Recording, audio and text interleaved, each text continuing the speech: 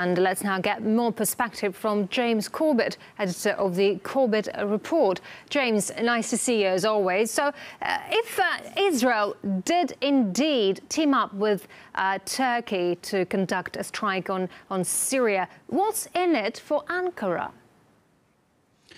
Well, again, we do have to stress that these are preliminary reports, so they do need to be confirmed. But if this, in fact, did take place, then this is obviously a pretty big move from just the recent apology over the Mavi Marmara incident to full-fledged joint military operations.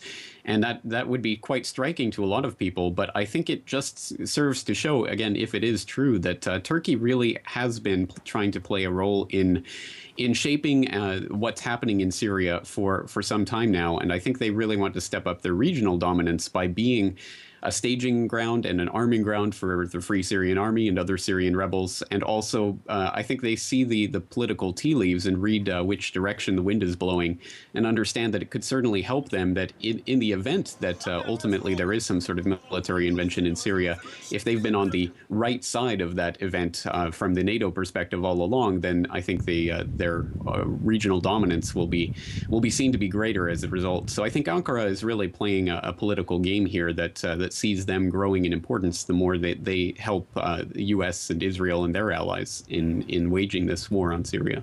After the previous strike by Israel, Damascus claimed it was a declaration of war. From your point of view, how Syria is about to react now?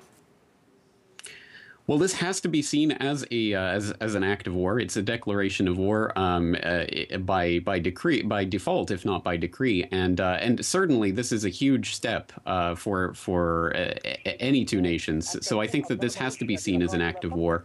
I think the only appropriate response would be for Syria to treat it as such. And in fact, there is some indications that there has already been some sort of retaliation. Just shortly after this airstrike occurred, there was an F-16 that was downed at sea, an Israeli F-16 was downed at sea. The official explanation was that it was engine malfunction, and now the entire Israeli Air Force has grounded all of its F-15s and F-16s. But sources inside Syria are indicating that, in fact, that was shot down by Syria. So there's still some up in the air about that report. But if true, again, that means that Syria has already taken this quite seriously. Yeah, again, Turkey is one of the strongest opponents of the Syrian government, and so surely Ankara would have nothing against teaming up with Israel, which is no friend of Ankara either. What do you think?